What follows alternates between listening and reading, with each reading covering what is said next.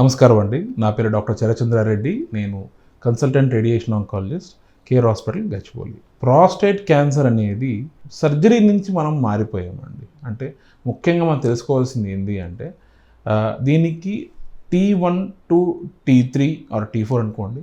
But majority ఎట్లా చేస్తామంటే spread అవ్వకుండా ఉన్నంత వరకు, అంటే లింఫ్ నోడ్స్కి కానీ, లేకపోతే ఎముకలకు కానీ, లేకపోతే లంగ్స్కి కానీ స్ప్రెడ్ అవ్వనంత వరకు సర్జరీ ఆర్ రేడియేషన్ రెండు ఒక ఆప్షన్స్ అనమాట. అంటే ఏంది అంటే ఒకప్పుడు దాకా అందరూ చేసే చికిత్స ఏంది అంటే పేషెంట్కి ఆపరేషన్ చేయడము అండ్ సర్జరీ చేసి ఆ ప్రాస్టేట్ గ్రంథి మొత్తాన్ని తీసేయడం అనేది స్టాండర్డ్ ట్రీట్మెంట్గా ఉండేది. కానీ లాస్ట్ 10-15 సంవత్సరాల్లో ఏమవడం మొదలెట్టింది అంటే రేడియేషన్ థెరపీ, అంటే ఎక్స్రే, హై పవర్ ఎక్స్రే కిరణాలతో ఓన్లీ ఆ ప్రాస్టేట్ గ్రంథికి మాత్రమే ఆ ట్రీట్మెంట్ ఇచ్చి ఆ ఉన్న కణాలన్నీ చంపేయడం మొదలెట్టాము.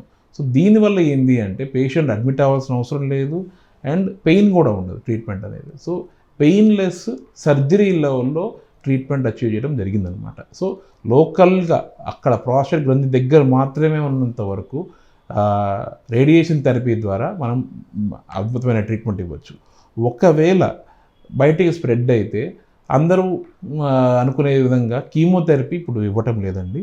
ఎందుకంటే ప్రాస్టేట్ క్యాన్సర్ అనేది చాలా స్లోగా స్ప్రెడ్ అవుతుంది.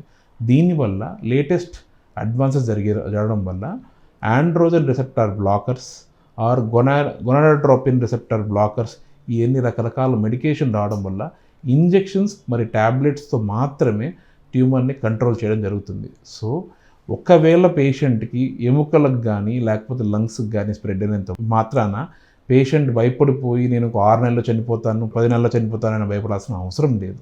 ఎందుకంటే బ్రహ్మాండమైన మెడికేషన్స్ అవైలబిలిటీలో ఉన్నాయి. దీనివల్ల ప్రాస్టేట్ క్యాన్సర్ని మంచిగా కంట్రోల్లో పెట్టచ్చు అండ్ నార్మల్ లైఫ్ బతకచ్చు. సో ముఖ్యంగా మనం తెలుసుకోవాల్సిన విషయం ఏంటంటే అండి, రేడియేషన్ థెరపీలో జనరల్గా వచ్చే సైడ్ ఎఫెక్ట్స్ రెండు. మనం చూసుకోవాల్సింది ఏంటి అంటే ప్రాస్టేట్ గ్రంథి అనేది మూత్రాశయం కొంచెం కింద ఉండడము అండ్ రెక్టమ్కి చాలా కొంచెం ముందుకు ఉండడం వల్ల ఈ రెండు ఆర్గన్స్, అంటే మూత్రాశయం ఎఫెక్ట్ అవ్వచ్చు అండ్ రెక్టమ్ కూడా అవ్వచ్చు. ఈ రెండు ఎఫెక్ట్ అవ్వచ్చు అంటే తగ్గించగలిగాం సైడ్ ఎఫెక్ట్స్ సిగ్నిఫికెంట్గా, కానీ ఇంకా కొంచెం రిస్క్ ఉండడం వల్ల పేషెంట్ కొంచెము మూత్రానికి పోయేటప్పుడు, అంటే యూరిన్ పాస్ చేసేటప్పుడు కొంచెం మంట రావడము, అది కూడా ఒక 3-4 నెలల వరకు ఉంటుంది, దాని తర్వాత తగ్గిపోతుంది. రెండోది బాత్రూమ్ వెళ్ళేటప్పుడు కొంచెం మోషన్స్ ఎక్కువగా అవడము, ఇది కూడా నేను చెప్పినట్టు 2-3 నెలలు తగ్గిపోతుంది. సో ఈ రెండు సైడ్ ఎఫెక్ట్స్ తప్ప మిగతా అంత సీరియస్ సైడ్ ఎఫెక్ట్స్ ఏమీ పేషెంట్స్కి అయితే రావు.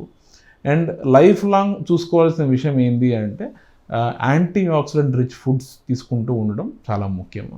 అండ్ డాక్టర్తో రొటీన్గా ఫాలో అప్, 3 నెలలకు ఒకసారి డాక్టర్ని కలవడము అనేది ఇంపార్టెంట్. ఎందుకంటే మనము పిఎస్ఏ చెక్స్ చేసుకుంటూ ఉండడం వల్ల ఏమవుతుందంటే పిఎస్ఏ కంట్రోల్లో ఉంది అంటే ట్యూమర్ కూడా కంట్రోల్లో ఉంది అని అర్థం అనమాట. మీరు తీసుకునే అదే మందులు, అదే నాణ్యమైన మందులు, కానీ సగం ధరకే. అవును, మెడ్ ప్లస్ బ్రాండ్స్ పై 50-80% తగ్గింపు.